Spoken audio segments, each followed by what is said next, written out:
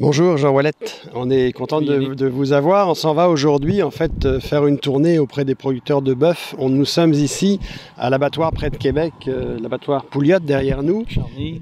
À Saint-Henri. Saint-Henri de Lévis. Saint-Henri de Lévis. Ouais. Et en fait, on s'en va rencontrer deux fermes. En fait, un producteur à la ferme de la Duranté à Cap-Saint-Ignace qui fait de la production et de la transformation, de la découpe. Et ensuite, on va aller voir les fermes des moissons, la famille Lavoie à l'Île Verte, qui eux font de l'élevage de bouvillons. L'idée derrière ça, avec toi, Jean Ouellette de Belle-Île, c'est de comprendre comment ça marche l'industrie du bœuf et de comprendre pourquoi aujourd'hui de plus en plus de consommateurs s'intéressent Il y a un engouement pour le bœuf de proximité et ces producteurs-là s'intéressent à ça. Oui, ben, c'est ça. C'est qu'en fin de compte, ici, c'est comme le début, mais c'est la fin, mais c'est l'abattage, mais c'est comme le début de la distribution de la viande. Alors, c'est pour ça que là, on est venu ici. C'est un abattoir qui permet à des producteurs de faire abattre leur bœuf ici. Après ça, ça s'en va d'ici, ça s'en va à la salle de découpe. Il y a un certain vieillissement de la viande qui se fait ici, une quinzaine de jours. Puis ensuite, ça s'en va pour une autre quinzaine de jours de vieillissement à la salle de découpe qu'on va visiter bientôt. Et après ça, naturellement, toute cette belle viande-là s'en va chez le producteur pour la vente à sa ferme de la viande. Et ce type d'abattoir permet d'avoir une certaine proximité avec le producteur, donc ce qui fait que le bœuf ne fait pas trop de route avant de se retrouver abattu. Exact. Donc, ça fait, ce qu'on pense, une meilleure viande. Puis, ce qui est intéressant aussi, c'est que les gens vont connaître d'où vient leur viande, vont s'assurer d'une qualité égale de leurs produits. Ils vont acheter ça l'hiver, l'été, ils vont toujours avoir la même qualité de viande. Et ça permet aussi aux producteurs, enfin, d'avoir un retour sur leur élevage, dans le sens que les gens vont dire « Ouais, elle est bonne ta viande », c'est gratifiant pour le producteur. Ce qu'il n'y a pas dans le commercial, les gens envoient ça à l'abattoir, ils n'ont jamais de retour du consommateur sur leurs produits. Tandis qu'à la ferme, c'est ça qui est intéressant, c'est motivant. Puis ça prend de la motivation aujourd'hui sur une ferme, hein? Parce que l'argent n'est pas toujours au rendez-vous. Hein? Les salaires ne sont pas toujours au rendez-vous. Fait qu'un peu de motivation de la clientèle, c'est bien. Alors Jean, on prend la route, accompagné de Claude, notre caméraman, on prend la route direction Cap-Saint-Ignace et l'Île Verte. Oui, on va profiter de cette belle journée.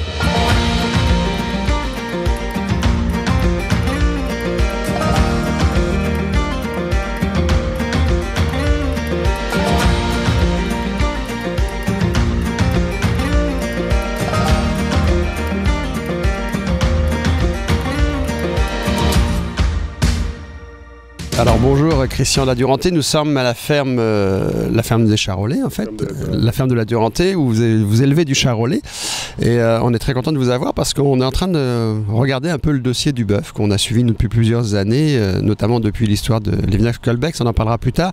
Mais première chose, on voudrait savoir, la COVID-19, ça a changé quoi pour un producteur de bœuf?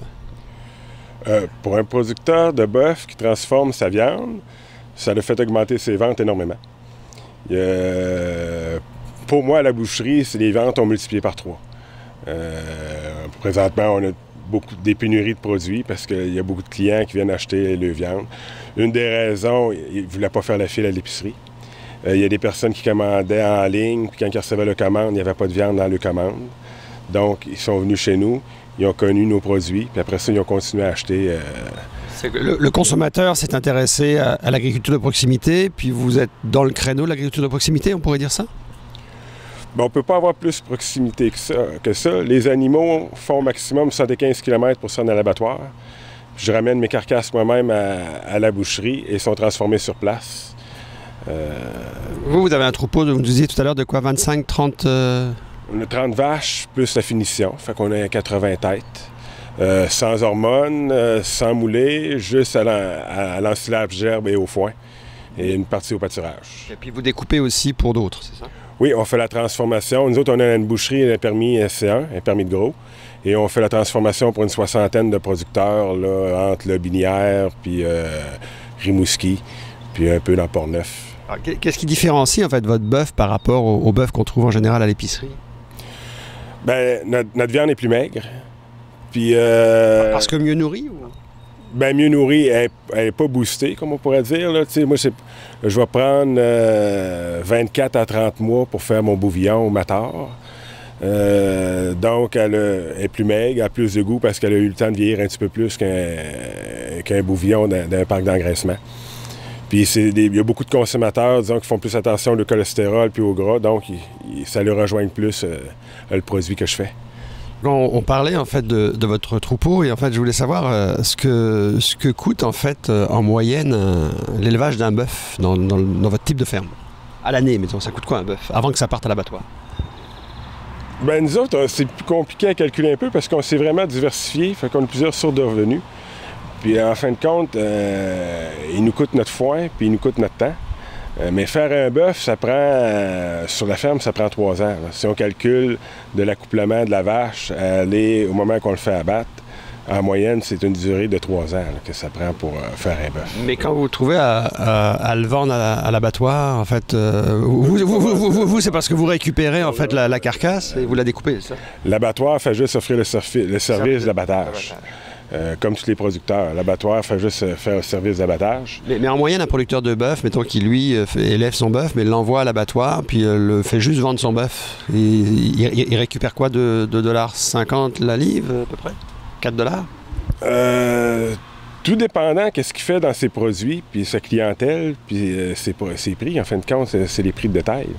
Mais pour un producteur, un de mes clients que j'ai fait des calculs pour son bœuf, il y avait un bouvillon de 1000 livres, puis il y avait à peu près pour un peu plus de 5000 $ de vente au détail de ses produits dans son bœuf. Là. Au prix à peu près d'épicerie. Ça fait que... Ça, c'est quand il passe par votre circuit. Quand il passe par notre circuit. Mais parce qu'en fait, le producteur de bœuf, lui, qui s'en va dans un abattoir traditionnel, lui, son bœuf s'en va, c'est fini. Il va un abattoir traditionnel, n'importe quel créneau, quand il vend à l'abattoir ou au groupe de vente, il va avoir le prix carcasse qui va être présentement à 2,40 en moyenne. Il y a des primes, il y a des pénalités, tout dépendant du produit bœuf. À vos yeux, est-ce que c'est justifié par rapport au prix du bœuf qu'on retrouve à l'épicerie? La transformation coûte énormément cher.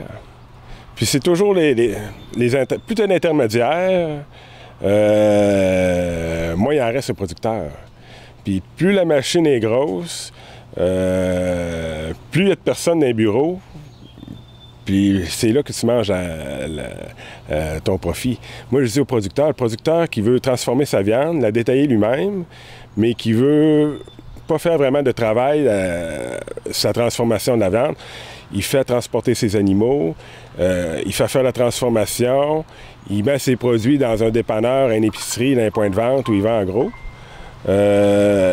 Il n'en restera pas plus que s'il en vendait directement à l'encan ou à un centre de viande. Oui, d'ailleurs, c'est votre particularité. Vous avez décidé, il y a déjà plusieurs années, 2004, je pense, ouais, vous êtes sorti du système. Là.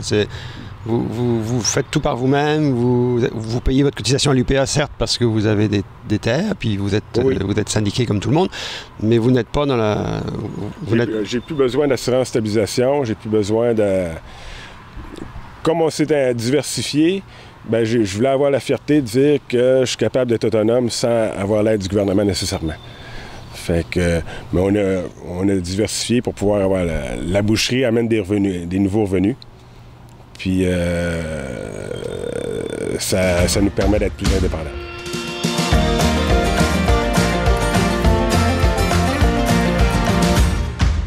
Vous, mettons que vous détaillez votre carcasse. Oui. Bon, on sait qu'un producteur dans un parc d'engraissement, lui, il vend souvent à l'enchère ou il vend directement aux abattoirs à peu près, on parlait de 2,5 pièces, là, c'est pas loin de là.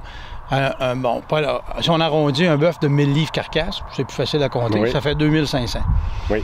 Fait que, moi, la question, c'était que, bon, on part du 2500. Après ça, quelqu'un qui veut détailler cette carcasse-là, qui aurait 2500 pièces s'il le vendrait directement à l'abattoir, s'il la garde, puis il décide de vendre au détail, dans son coin, dans son milieu, alors, c'est quoi la marge qu'il pourrait aller chercher de plus versus le prix final là, à la fin? Vous parliez peut-être d'un 5000 pièces tantôt là, qu'on peut faire vendre de viande avec une carcasse de 1000 livres.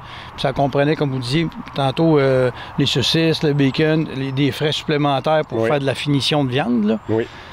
Alors là, ce que j'aimerais savoir, moi, c'est ce que ça coûte pour faire tout ça versus c'est quoi qui reste comme marge de profit supplémentaire à un producteur qui vendrait sa viande au détail, sans compter nécessairement l'ouverture du magasin puis la main-d'œuvre pour vendre, là, mais en viande. Là. Une épicerie qui vend de la viande d'un producteur se prend en moyenne 30-35 %. Donc, en partant, quelqu'un qui veut vendre sa viande au prix d'épicerie, techniquement, avec sa transformation, il doit y rester 30 % de plus. OK. Donc, le 30 % de ton prix de mon 2500. De ton 5000. OK. OK. Il reste 30 % du 5000 de mon prix de détail. Donc, mais ça veut dire que s'il y a 30-35 % qui est pris en marge à l'épicerie, il y a aussi une marge qui est prise, en fait, dans la transformation, l'abattage de la transformation.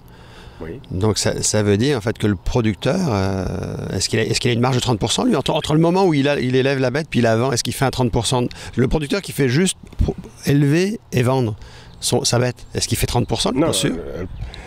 Dans l'agriculture, il n'a pas de marge. On marche avec des 1-2 % puis du volume.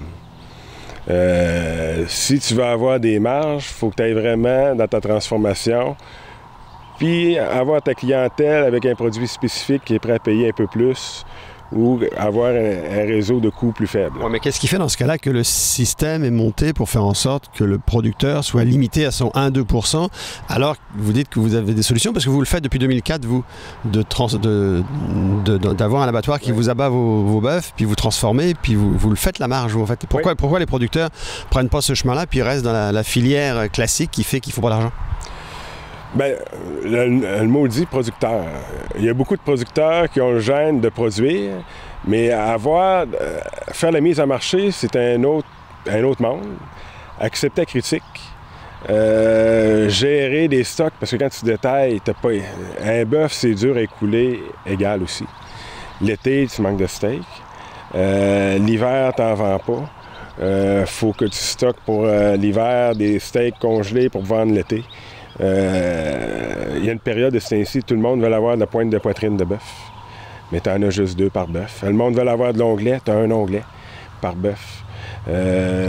Faut que tu acceptes tu as beaucoup de bœuf haché, il faut que tu trouves une clientèle pour acheter ton haché pour pouvoir abattre plus de bœuf. Donc, il faut que tu trouves des foyers de personnes âgées, pouvoir rentrer dans les hôpitaux. En fait, c'est un autre métier que la production. Tu viens de te créer un autre travail. Donc, il y a des producteurs qui préfèrent mieux faire la production, faire du volume, accepter moins de marge, puis marcher dans le système. Puis, tu as une tendance d'avoir des producteurs qui ont un petit troupeau, transforment 10, 15, 20 têtes par année. Ils ont leur clientèle qui réserve le bœuf, le porc, sanglier, n'importe quoi. Puis là, vous, est-ce que vous n'êtes pas donc dans la clientèle classique des producteurs, parce qu'on a compris que vous faisiez votre transformation, l'abattage ici, pas loin. Mais en fait, ceux qui me semblaient être hors norme par rapport à la tradition, c'était un peu Bœuf Québec. Mais vous me dites que vous n'êtes pas non plus dans Bœuf Québec. Parce que Bœuf Québec, nous, on a rencontré Jean-Sébastien Gascon à quelques reprises. Puis Bœuf Québec, c'est quand même une belle opération qui a été longue à démarrer, mais qui représente quelques pourcentages de l'abattage du bœuf au Québec, qui prend de l'ampleur et qui, depuis la COVID, apparemment, marche de mieux en mieux. Donc, il y a des producteurs qui sont en train de comprendre que le consommateur veut de la proximité, puis s'inscrivent dans la lignée de Bœuf Québec. Mais vous n'êtes pas là-dedans non plus, vous êtes dans un autre secteur. Non, parce que je considère un peu... ça nous met moins dépendants des Bœuf Québec, mais moins dépendants du système nord-américain. Okay, Bœuf Québec est encore trop dépendant du système nord-américain? Non, il n'est pas dépendant du système... Ben, il y a un peu de dépendance du système nord-américain. Il est dépendant un peu du système nord-américain, mais ça permet aux producteurs d'avoir une alternative que d'aller uniquement chez Cargill ou uniquement chez JBS. Ça lui donne une autre option. Mais c'est encore un transformateur qui... faut qu'il y ait un système de distribution. Puis, donc, le producteur n'en profite pas encore. La partie entre l'abattage et la vente au détail, le producteur n'en profite pas. Mais est-ce que le producteur chez Bœuf Québec, selon vous, fait plus que le 1 ou 2 % qu'il ferait dans la filière normale? Bien, je ne suis pas au courant des prix. Je ne suis pas au courant des prix que les producteurs reçoivent. Mais je serais surpris de voir qu'il y ait 50 cents la livre de plus carcasse que le prix du marché présentement. Là. Ils ont peut-être une prime, là, mais je ne suis pas au courant du dossier. Ouais, c'est ça, le dossier de Bœuf Québec est un dossier, le dossier du bœuf au Québec, je veux dire, est un dossier complexe. On va revenir tout à l'heure à l'INF Colbec, comme on disait, mais ne serait-ce que par rapport à Bœuf Québec, on voit l'évolution de Bœuf Québec, la force qu'ils ont pris pendant la Covid, l'intérêt des consommateurs pour acheter du bœuf québécois. Mais vous nous disiez, vous êtes en dehors du système de Bœuf Québec également. Puis vous faites quelle lecture de Bœuf Québec? Est-ce que Bœuf Québec est quelque chose qui peut prendre une ampleur importante au fait que les Québécois vont juste acheter du Bœuf Québec, puis au lieu de faire 2% ou 3 ou 4% de la production du bœuf au Québec, pourrait un jour représenter 10, 15, 20% de la production du bœuf au Québec? C'est une bonne question. Ça dépend de la clientèle et où le produit est vendu. Le client, quand il passe à l'épicerie, il regarde ce qu'il y a dans son comptoir. Il y en a, tout dépendant de leurs revenus, ils vont regarder le prix pour 2 fois la coupe, qu'il soit marqué Bœuf Québec ou Canada 2A. Il va acheter uniquement un prix. Il y a une tendance à acheter Bœuf Québec, mais c'est toujours en fonction du portefeuille du producteur, du client, je veux dire. Ouais. Mais il y a une tendance présentement, puis on se pose toute la question, les producteurs qui transforment, est-ce que ça va continuer? Mais on voit depuis le COVID qu'il y a une tendance à acheter local. Mais ça vous aide, le fait que Bœuf Québec ait ce marketing comme ça, même si vous n'êtes pas dans Bœuf Québec, ça vous aide en tant que producteur du Québec, qui transforme en plus? Non, ça ne peut pas m'aider vraiment parce que je suis pas étampé Bœuf Québec, je fais pas de publicité, puis moi, ma publicité, c'est juste le bouche-à-oreille. Donc, je pense ça n'a pas vraiment d'impact sur mon produit. Les clients qui viennent à ma boucherie, ils me disent pas j'ai entendu parler de Bœuf Québec, j'ai vu que vous vendiez de la viande, je viens ici. Ils me disent j'ai des amis qui sont venus, ils l'ont acheté, ou on y a goûté à telle place, puis je viens me chercher de vos produits. Donc Bœuf Québec, ils prennent quel marché? Ils prennent le marché de Cargill? Oui, ils vont prendre une partie du marché de Cargill ou JBS. Ils tombent dans la cour des grands. Puis ça, est-ce que c'est pas un peu comme le bio dans l'agriculture en général, quand on a vu que le bio prenait une telle ampleur, tout d'un coup, toutes les multinationales se sont dit, nous, on va faire du bio aussi. Est-ce que Bœuf Québec, à un moment donné, peut avancer comme ça? Ils ne vont pas tomber dans un terrain miné, à un moment donné, où Cargill va dire, là, un instant, tu ne prendras pas 20% de mon marché? C'est le risque de la compétition. C'est le risque du marché. C'est sûr qu'on a un petit marché de 7 millions d'habitants. À comparer à Cargill, qui est nord-américain, c'est sûr, s'ils veulent nous faire du mal, ils sont capables de nous faire du mal, Cargill. Mais c'est le consommateur qui a le dernier mot, par exemple. Puis concernant l'abattoir l'INF Colbec, parce que là, nous, les premières fois qu'on s'est intéressé au dossier du bœuf, Bœuf Québec n'existait pas, vous existiez, mais vous étiez les quelques producteurs qui faisaient de la transformation étaient très peu visibles. Oui. Quand on a parlé d'INF Colbec, c'était suite à la fameuse faillite de l'abattoir qui avait été racheté par l'UPA, etc.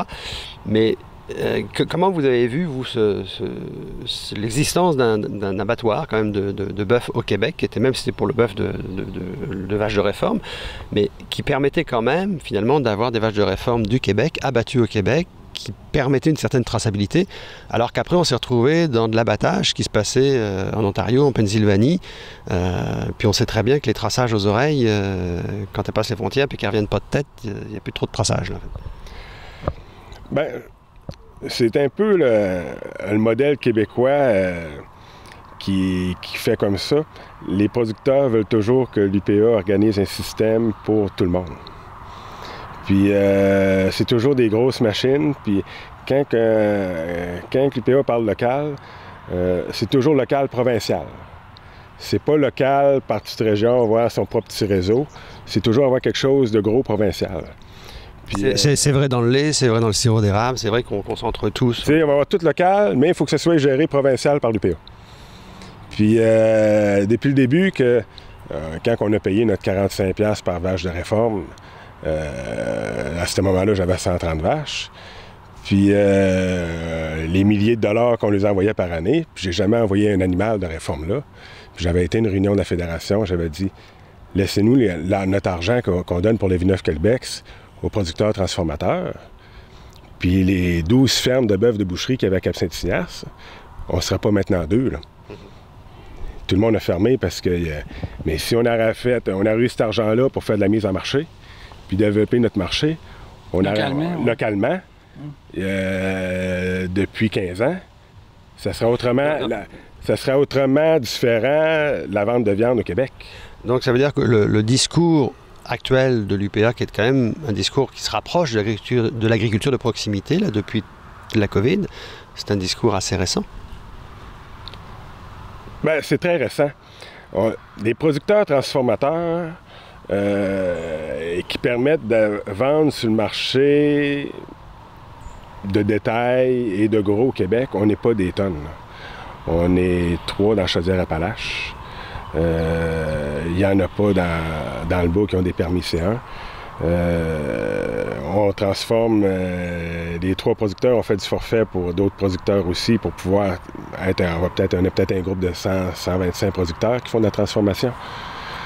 Puis, ce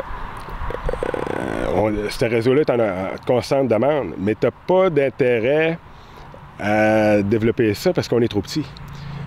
On n'a pas le temps d'aller faire des pressions pour faire du développement. On n'a pas le temps de... On parle de réseau d'abattoirs. Oui, ça prend des abattoirs, mais ça va prendre des centres de transformation. Puis des centres de transformation à échelle humaine. Quand on essaie de faire un centre de transformation, puis là, tu as 2 gens partant, 2, 3 personnes dans les bureaux, c'est dur de rentabiliser. On a le choix à être dans la grosse machine ou bien être... Nous autres, on se considère comme des artisans industrialisés un petit peu.